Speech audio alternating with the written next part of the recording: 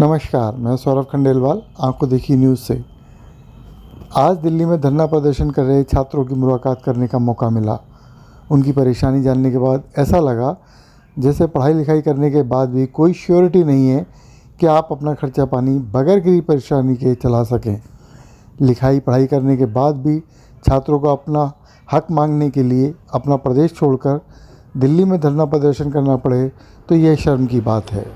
खंडेलवाल, आंखों देखी न्यूज़ से। आज कुछ यूपीएससी के छात्र हैं, उनकी परेशानी के बारे में पूछना चाहता हूँ। आपको क्या परेशानी हो रही है? मेरा नाम अमूल्य है। हम लोग पिछले 6 दिन से 28 तारीख से यहाँ पे जंतर मंतर पे हम लोग इंतज़ार कर रहे हैं। हम लोगों की परसों ओएसडी जो हैं एचएम से उनसे मुलाकात भी हुई है और उन्होंने एश्योरेंस दिया है कि 21 दिन के अंदर जितने भी केंद्र सरकार के एग्ज़ाम हैं उसमें 2 साल का एज रिलैक्सेशन और 2 एक्स्ट्रा अटैम्प्ट दिए जाएंगे।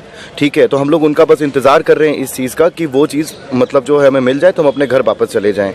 ऑल ओवर इंडिया से लोग यहाँ पे आए हैं, तो हम लोगों के यहाँ पे परेशानी आपको कब से फेस करने को मिल रही है? पिछले 1 साल से हम लोग इस चीज़ के लिए भाग रहे हैं। हम लोग सुप्रीम कोर्ट भी गए थे। सुप्रीम कोर्ट ने वहाँ पे भी कहा कि ये चीज़ हम नहीं कर सकते, लीनियंट व्यू लेने के लिए कहा कि सरकार से आप बात करिए। हम लोग जब कैबिनेट मिनिस्टर्स और इनसे मिलते तो उन्होंने कहा कि ये काम जो है सिर्फ एचएम और पीएम साहब जो हैं वही कर सकते हैं। तो हम लोगों की मुलाकात भी हुई इसी संदर्भ में और हम लोग इसी इंतजार में बैठे हुए हैं। परेशानी कैसे हुई? ये जो 2020 में जब कोरोना आया था और उसके कारण जो लॉकडाउन लगा था और फिर 2021 में भी जो सेकंड वेव जो आया था, तो ये हम लोग 2020 और 2021 के अभ्यर्थी हैं। सारे एग्जाम्स हैं इसमें यूपीएससी सिविल सर्विस है, इसमें एसएससी सीजीएल है, इसमें बैंकिंग है, इसमें आईआईटी के लोग हैं। तो हम लोग सारे अभ्यर्थी इसी चीज़ के कर रहे हैं कि हमें जो ये 2 साल बर्बाद हुए हैं 2020 और 21 में, तो इसमें एक ब्लैंकेट रिलीफ दिया जाए। गुजरात में, उत्तराखंड में, त्रिपुरा में इन जो बीजेपी की सरकार है इन्होंने इसी तरीके से ब्लैंकेट रिलीफ दिया हुआ है। हम लोग स्टेट का भी एग्जाम भरते हैं और यही बच्चे जो होते हैं वो सेंटर का भी एग्जाम भरते हैं। तो अब सेंटर में हम लोग इस चीज़ को मांग रहे हैं और हम लोग इस चीज़ के इंतजार में ही ये आपका एग्जाम कब होता है? कौन से मंथ में होता है? फॉर एग्जाम्पल मैं बात करूँ यूपीएससी सिविल सर्विस का, तो उनके कैलेंडर के हिसाब से 5 जून 2022 को एग्जाम है। समय हमारे पास कम है, 21 दिन बहुत ज़्यादा होते हैं। ऑलरेडी 1 साल हमारा खराब हो चुका है, पढ़ना भी होता है इस एग्जाम के लिए।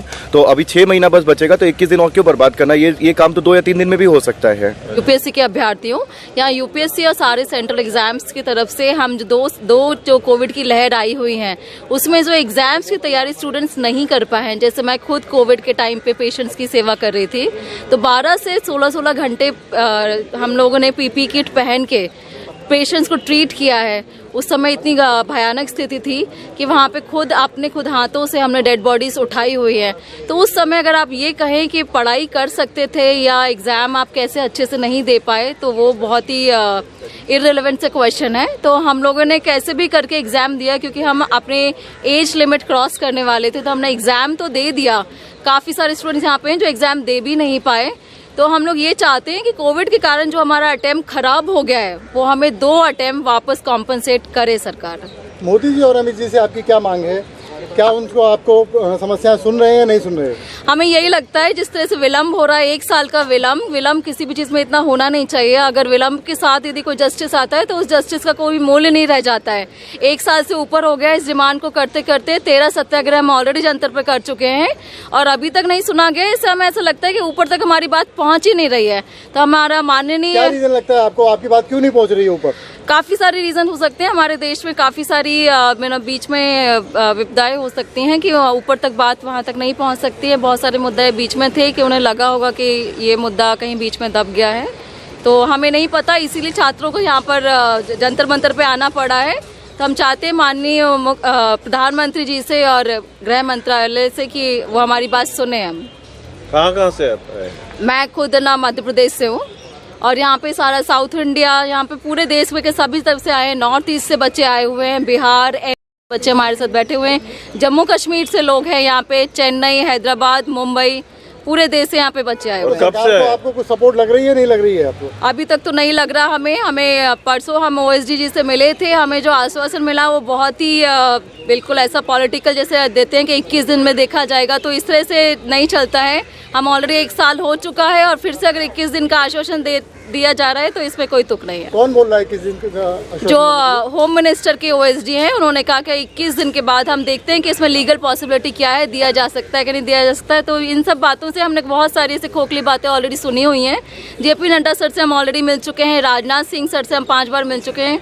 तो इस तरह के हमें झूठे वादे बहुत पहले मिल चुके हैं। अब आज की डेट में कोई रेजोल्यूशन नहीं हुआ है? आज के देश में कोई रेजोल्यूशन नहीं है और हम आज यहीं खड़े हुए हैं, तब तक हमारी बातें नहीं सुनी जाएंगी, हम यहाँ से नहीं हटेंगे।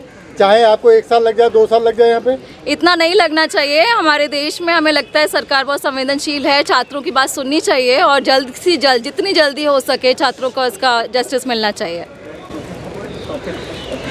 मैं सौरभ खंडेलवाल, आंखों देखी न्यूज़ से